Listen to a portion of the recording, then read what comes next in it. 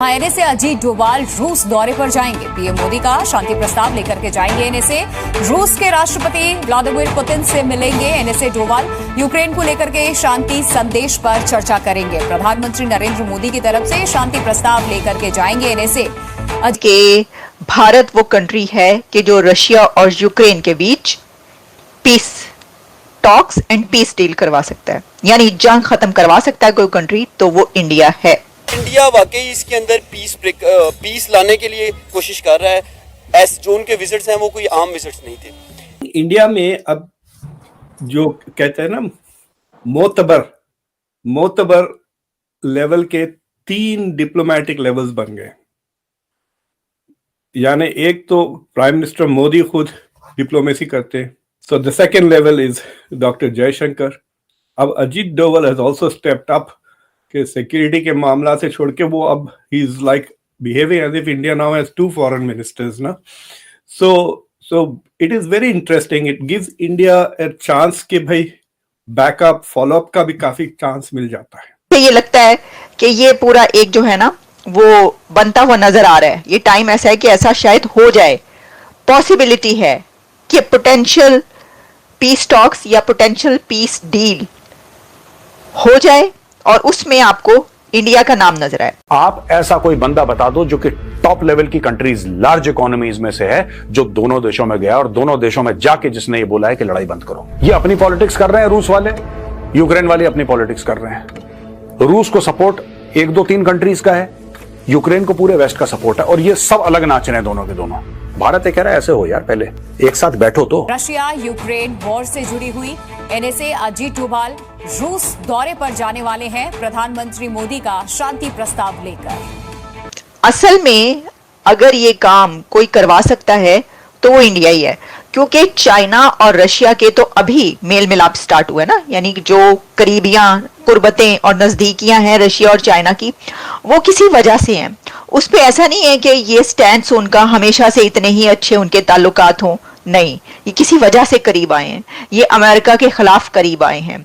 ये जो इस वक्त एक जियो पॉलिटिक्स चल रही है उसकी वजह से करीब आए हैं। जो रशिया पे सैंक्शंस लगी उसकी वजह से ये कुर्बतें बढ़ी हैं चाइना और रशिया के बीच। लेकिन रशिया और इंडिया के जो रिलेशंस और जो ताल्लुकात और एक स्टैंड्स और बहुत स्ट्रॉन्ग पार्टनरशिप्स वो हमेशा की है, वो तो डेकेड्स पुरानी है, उसका कोई मुकाबला नहीं है। चाइना और रशिया और in comparison to India and Russia कोई कंपैरिजन नहीं है। तो इसलिए इसमें इंडिया ही एक बड़ा ऐसा प्लेयर नजर आ रहा है दुनिया में कि जो ये कर सकता है। Putin's statement comes months after Prime Minister Narendra Modi's visit to Moscow and recent visit to Ukraine. और इंडिया का जो स्टैंड है उसके अंदर ऑनगोइंग वॉर पर between Russia and Ukraine stated that India has always been on the side of piece.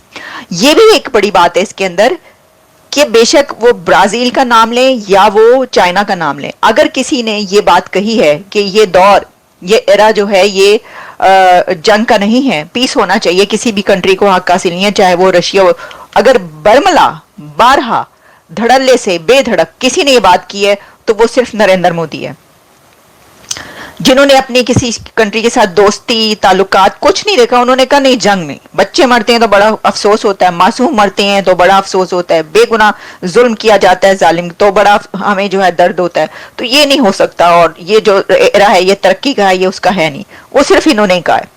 वो president Xi की तरफ से भी ऐसी स्टेटमेंट कभी नजर नहीं आई खुल के धड़ल्ले से, और ना ही ब्राजील के लीडर्स की तरफ से ऐसा। तो इससे लगता है कि इंडिया ही जो है वो एक प्लेयर ऐसा नजर आ रहा है।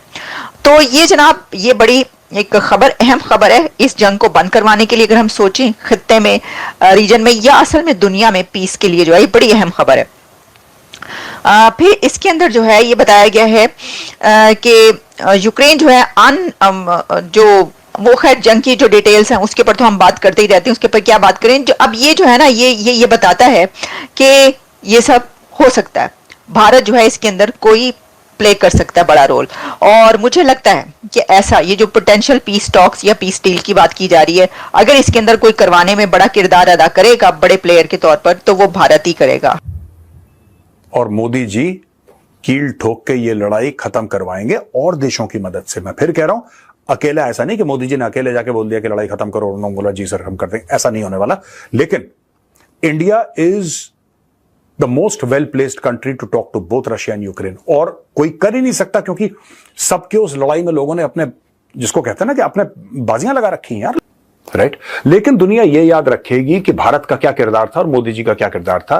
अब ये गए हैं और इन्होंने जान लगाई है। कोई ऐसा हेड ऑफ स्टेट नहीं है दोस्तों पूरी दुनिया में, 196 197 कंट्रीज हैं इसके आसपास, 200 के आसपास।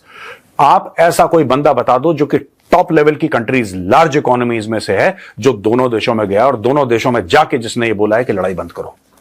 कोई नहीं है। Modi ji has become the first person from large country. अब कोई बुर्किना फासो का कोई गया होगा तो मुझे नहीं पता, ठीक है जी। I am talking about large economies, big countries जो पावर्स है दुनिया के, उनमें से कौन गया यार, ये तो समझाओ मुझे। He is the only one who is gone. Modi ji अकेले हैं जो गए हैं, रूस यूक्रेन दोनों। Biden only Ukraine, Boris Johnson only Ukraine, Rishi Sunak only Ukraine, ठीक है। Giorgia Meloni only Ukraine, Scholz only Ukraine. जितने भी बंदों का नाम लो Ukraine Ukraine Ukraine. Xi Jinping Moscow, ठीक है जी। Putin North Korea, Putin Vietnam. ये गेम चल रहा है। देखिए दो धड़े लड़ रहे हैं ना आपस में। ये अपनी पॉलिटिक्स कर रहे हैं रूस वाले, यूक्रेन वाले अपनी पॉलिटिक्स कर रहे हैं। रूस को सपोर्ट 1 2 3 कंट्रीज का है, यूक्रेन को पूरे वेस्ट का सपोर्ट है, और ये सब अलग नाच रहे हैं दोनों के दोनों। भारत ये कह रहा है ऐसे हो यार, पहले एक साथ बैठो तो बात तो करो।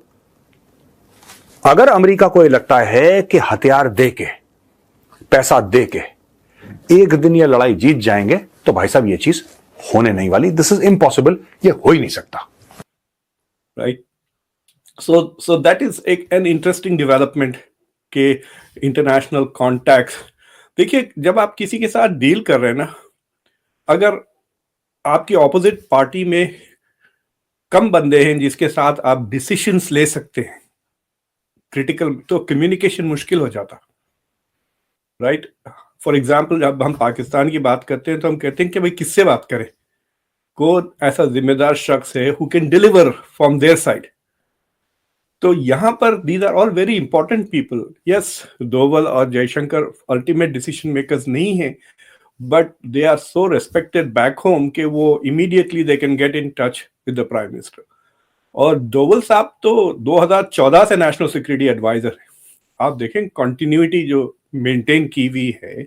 सो he knows a lot of India security issues like the back of his hand. मतलब उनसे ज्यादा जानने वाला और कोई नहीं होगा। एक सेकंड। तो उनसे ज्यादा जानने वाला और कोई नहीं हो सकता इस मामला में। और जब चीजें वो डिस्कस करने आए थे वॉशिंगटन में, so first of all he had a meeting with Antony Blinken के साथ भी मुलाकात हुई। आपने फोटो ऑप्स देखे होंगे, you know it was I think उन दौरान बिलावल भुट्टो भी यहाँ आए हुए थे, थोड़ा पहले आए थे। हाँ, तो but you didn't see those kind of photo ops with Anthony Blinken वगैरह जिस तरह से आपने डोवल के साथ देखे। दूसरी चीज ये है, मुझे पता चला है चंद मीडिया रिपोर्ट से कि न्यूयॉर्क को तेल इंडिया से आ रहा है, वही रशियन ऑयल जो इंडिया रशिया से खरीद रहा है और उसको फिर रिफाइन कर रहा है, सेलिंग क्या कुछ 80,000 बैरल्स भेज रहे हैं न्यूयॉर्क को पर डे के हिसाब से मेरे ख्याल से। So the oil is coming to the US and to Europe. और सो वो सवाल भी नहीं उठता। फिर उसके बाद अजीत डोवल साहब लंदन गए, जहाँ पे काफी ऋषि सुनाक ने थोड़ा ही क्रिएटेड दिस होल के वो meeting as a sign of respect